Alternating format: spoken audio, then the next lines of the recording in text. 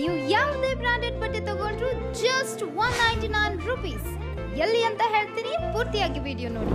ನಮಸ್ಕಾರ ಬೀದರ್. ಇದೇ ಜೂನ್ ದಿನಾಂಕ 1ರಿಂದ 29ರವರೆಗೆ ನಮ್ಮ ಬೀದರ್ನ Zeera function hall, central bus ನಿಲ್ದಾಣದ ಎದುರುಗಡೆ, ಗುರುನಾನಕ್ ಮುಖ್ಯ ದ್ವಾರದ ಒಳಗಡೆ ನ್ಯೂ ಚೆನ್ನೈ ಶಾಪಿಂಗ್ ಸೇಲ್ ನ ಗ್ರ್ಯಾಂಡ್ ಆಗಿ ಓಪನ್ ಮಾಡ್ತಾ ಇದ್ದಾರೆ. ಇಲ್ಲಿ ಎಲ್ಲಾ ರೀತಿಯ ಸೀರೆಗಳು, ಫ್ರಾಕ್, ವೆಸ್ಟರ್ನ್ ಡ್ರೆಸ್, ಚೂಡಿದಾರ್, ಟಾಪ್ಗಳು, leggings, palazzo pant, shirt, jeans pants ಹಾಗೂ ನೈಟ್ ಶೂಟ್ ಚಿಕ್ಕ ವಯಸ್ಸಿನಿಂದ ದೊಡ್ಡ ವಯಸ್ಸಿನವರೆಗೂ ಟಾಪ್ ಬ್ರಾಂಡೆಡ್ ಕಂಪನಿಯಿಂದ ತಯಾರಾಗಿರುತ್ತವೆ ಹಾಗೂ ಅತ್ಯುತ್ತಮ ವಿನ್ಯಾಸವುಳ್ಳ ಆಟಿಕೆಗಳು ಕೂಡ ದೊರೆಯುತ್ತವೆ. ಬೆಲೆ ಇಷ್ಟು ಕಡಿಮೆ, ಕ್ವಾಲಿಟಿ ಬಗ್ಗೆ ಥಿಂಕ್ ಮಾಡ್ತಾ ಇದ್ದೀರಾ? ನಾನು ಆವಾಗಲೇ ಹೇಳಿದಾಗೆ ಇಲ್ಲಿ ಸಿಗುವಂತ ಎಲ್ಲಾ ಪ್ರಾಡಕ್ಟ್ಸ್ ಬ್ರಾಂಡೆಡ್ ಬ್ರಾಂಡೆಡ್ ಬ್ರಾಂಡೆಡ್. ನಂಗಂತೂ ಈ ಆಪರ್ಚುನಿಟಿ ಮಿಸ್ ಮಾಡ್ಕೊಳ್ಳಕ್ಕೆ ಇಷ್ಟಾನೇ ಇಲ್ಲ. ನೀವು ಕೂಡ ಮಿಸ್ ಮಾಡ್ಕೋಬೇಡಿ. ಡೇಟ್ ನೆನಪಿದೆ ಅಲ್ಲ, ಜೂನ್ 1 ಅಂದ್ರೆ ಸಂಡೇ.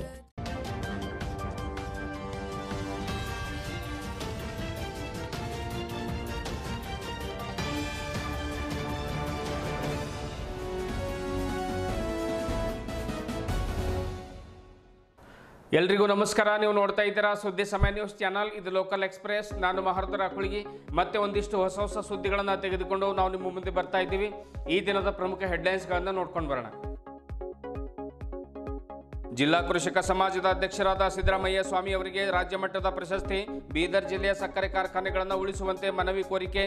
ಕಬ್ಬು ಬೆಳೆಗಾರರ ಹಾಗೂ ರೈತರ ಬಗ್ಗೆ ನ್ಯಾಯಮೂರ್ತಿ ಸಂತೋಷ್ ಹೆಗಡೆ ಅವರಿಗೆ ಮಾಹಿತಿ ನೀಡಲಾಗಿದೆ. ಸಿದ್ದರಾಮಯ್ಯ ಸ್ವಾಮಿ.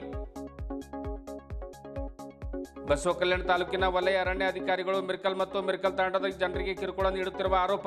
ತೊಗರಿ ಬೆಳೆಯಲ್ಲಿ ಬುಲ್ಡೋಸರ್ ಹೊಡೆದು ಹಾಳು ಮಾಡ್ತಾ ಇದ್ದಾರೆ. ಬಂಜಾರ ಸಮುದಾಯಕ್ಕೆ ನ್ಯಾಯ ಒದಗಿಸಿಕೊಡುವಂತೆ ಸಮಾಜದ ಮುಖಂಡರಿಂದ ಆಗ್ರಹ.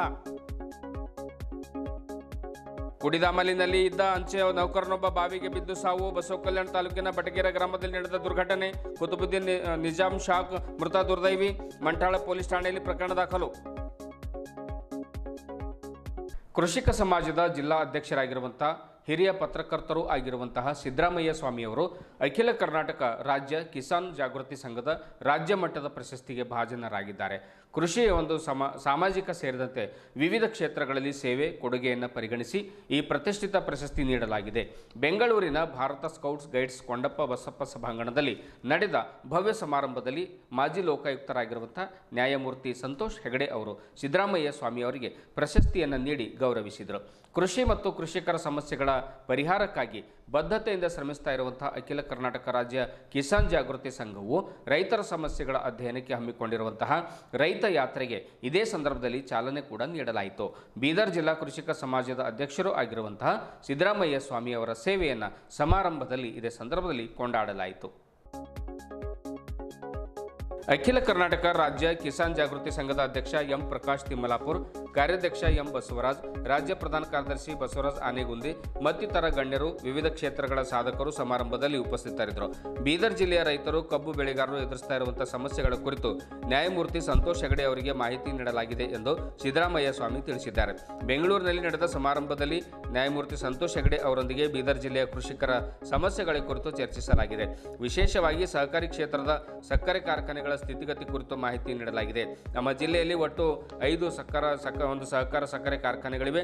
ಅದರಲ್ಲಿ 2 ಮುಚ್ಚುವ ಹಂತಕ್ಕೆ ತಲುಪಿದೆ. ಹೀಗಾಗಿ ಜಿಲ್ಲೆಯ ಕೃಷಿಕರ ಸಮಸ್ಯೆಗಳ ಪರಿಹಾರಕ್ಕೆ ಆ ಕಾರ್ಖಾನೆಗಳನ್ನು ಓಪನ್ ಮಾಡಲಿಕ್ಕೆ ಒತ್ತಾಯಿಸಿ ನಡೆಸಲಾಗುವಂಥ ಕಾರ್ಯಕ್ರಮದಲ್ಲಿ ಎಲ್ಲರೂ ಕೂಡ ಒಂದು ಪಾಲ್ಗೊಂಡಿದ್ದರು. ಈ ಸಂದರ್ಭದಲ್ಲಿ ಅವರ ಒಂದು ಗಮನಕ್ಕೆ ಸಿದ್ದರಾಮಯ್ಯ ಸ್ವಾಮಿ ಅವರು ತಂದರು. ನ್ಯಾಯಮೂರ್ತಿ ಸಂತೋಷ್ ಹೆಗಡೆ ಒಪ್ಕೊಂಡಿದ್ದಾರೆ, ನಾನು ಬರ್ತೀನಿ, ಅವನ ಸಮಸ್ಯೆಗಳನ್ನು ಬಗೆಹರಿಸಲಿಕ್ಕೆ ಪ್ರಯತ್ನ ಮಾಡ್ತೀನಿ ಎನ್ನುವಂಥ ಮಾತನ್ನು ಕೂಡ ಹೇಳಿದ್ದಾರೆ ಎನ್ನುವಂಥ ಮಾತನ್ನು ಕೃಷಿಕ ಸಮಾಜದ ಅಧ್ಯಕ್ಷರಾಗಿರುವ ಸಿದ್ದರಾಮಯ್ಯ ಸ್ವಾಮಿ ತಿಳಿಸಿದ್ದಾರೆ. ಹಾಗೂ ಪೂಜ್ಯ ಸ್ವಾಮೀಜಿಯವರೇ, ನನ್ನ ಈ ಒಂದು ಕಾರ್ಯಕ್ರಮ ನೋಡಿ ನನಗೆ ತುಂಬ ಸಂತೋಷ ಆಗಿದೆ. ಉತ್ತರ ಕರ್ನಾಟಕದ ಬೀದರ್ ಜಿಲ್ಲೆಯಿಂದ ನಮ್ಮ ಬೀದರ್ ಜಿಲ್ಲೆಯಲ್ಲಿ 5 ಸಹಕಾರ ಸಕ್ಕರೆ ಕಾರ್ಖಾನೆ ಇವೆ. ಒಂದು ಸಕ್ಕರೆ ಕಾರ್ಖಾನೆ ಮುಚ್ಚಿದೆ, ಇನ್ನೂ 2 ಮುಚ್ಚತಕ್ಕಂಥ ಸ್ಥಿತಿಯಲ್ಲಿವೆ. ಅದಕ್ಕೆ ತಮ್ಮನ್ನು ಸನ್ಮಾನ್ಯ ಸಂತೋಷಿ ಹೆಗಡೆ ಮತ್ತು ಸ್ವಾಮೀಜಿಯನ್ನು ಕರ್ಕೊಂಡು ಬೀದರ್ನಲ್ಲಿ ನಮ್ಮ ರೈತರ ಫ್ಯಾಕ್ಟ್ರಿಯನ್ನು ಮುಗಿದ ಸ್ಥಾನದಾಗ ಹೆಂಗರ್ ಮಾಡಿ ಫ್ಯಾಕ್ಟ್ರಿ ಉಳಿಸ್ಬೇಕಂತೇಳಿ ನಾವು ಬೀದರ್ ಕಾರ್ಯಕ್ರಮ ಮಾಡಬೇಕಂದಿನಿ. ಅದಕ್ಕೆ ತಾವು ಇಬ್ಬರು ದಯಮಾಡಿ ಬೀದರ್ ಬಂದು ಕಾರ್ಯಕ್ರಮ ಯಶಸ್ವಿ ಮಾಡಬೇಕಂತ ತಮ್ಮಲ್ಲಿ ನಾನು ಮನವಿ ಮಾಡ್ಕೊತೀನಿ. ಧನ್ಯವಾದಗಳು ಸರ್.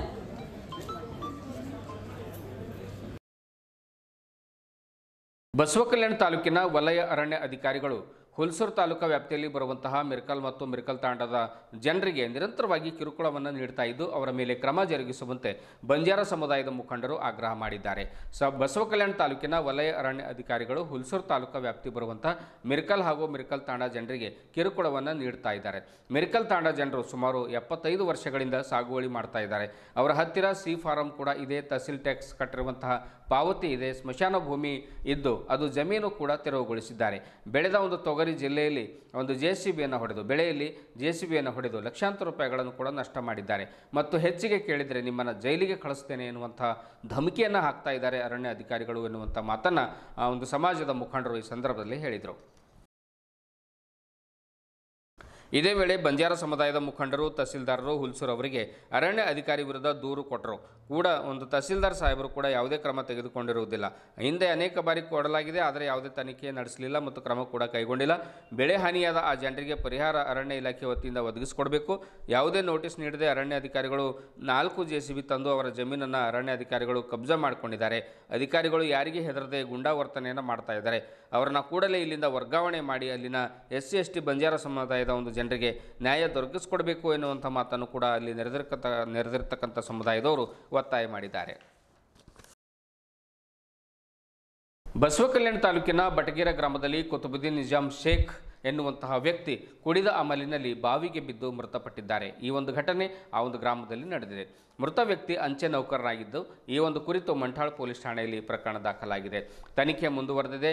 ಮದ್ಯದ ಅಮಲಿನಲ್ಲಿ ಕುಡಿದು ರಾತ್ರಿ ಸಂದರ್ಭದಲ್ಲಿ ಬಹುಶಃ ಹೋಗಿ ಬಾವಿ ಹತ್ರ ಹೋಗಿರಬಹುದು. ಅದು ಕಾಣದೇ ಇರೋದಕ್ಕೆ ಒಂದು ಬಾವಿಯಲ್ಲಿ ಕಾಲುಜಾರಿ ಕೂಡ ಬಿದ್ದಿರಬಹುದು.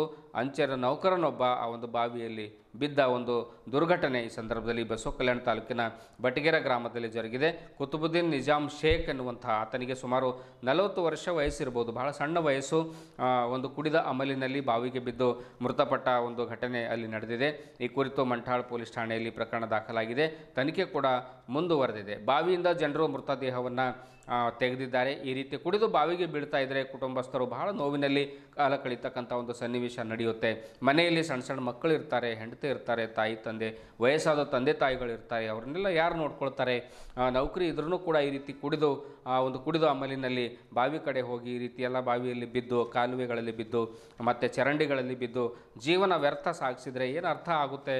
ಆ ರೀತಿ ಎಲ್ಲ ಕುಡಿದು ಮನೆಗೆ ಬಂದು ನೇರವಾಗಿ ಮಲ್ಕೊಳ್ಬೇಕು ಎನ್ನುವಂಥ ಅಭಿಪ್ರಾಯಗಳನ್ನು ಕೂಡ ಅನೇಕ ಜನ ಸ್ತ್ರೀಯರು ಇವತ್ತಿನ ಕಾಲದಲ್ಲಿ ಅಭಿಪ್ರಾಯಗಳನ್ನು ವ್ಯಕ್ತಪಡಿಸ್ತಾ ಇದ್ದಾರೆ. ಮಂಠಾಳ್ ಠಾಣೆಯಲ್ಲಿ ಒಂದು ಪ್ರಕರಣ ದಾಖಲಾಗಿದೆ. ಪೊಲೀಸರು ತನಿಖೆಯನ್ನು ಮುಂದುವರಿಸಿದ್ದಾರೆ.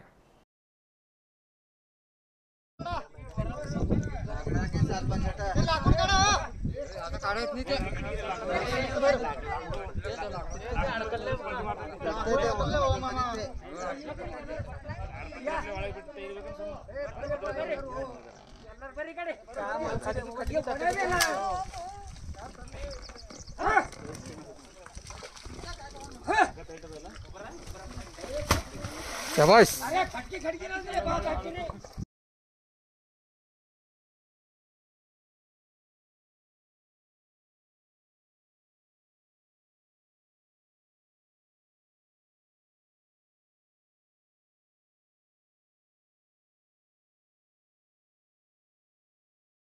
ಇದುವರೆಗೂ ಸುದ್ದಿ ಕೊಟ್ಟಿರುವ ನಾನು ಮಹಾರುದ್ರ ರಾಕೋಳಿಗೆ. ಮತ್ತೆ ಮುಂದಿನ ವಾರ್ತೆಗಳೊಂದಿಗೆ ಭೇಟಿಯಾಗೋಣ. ವಂದನೆಗಳು.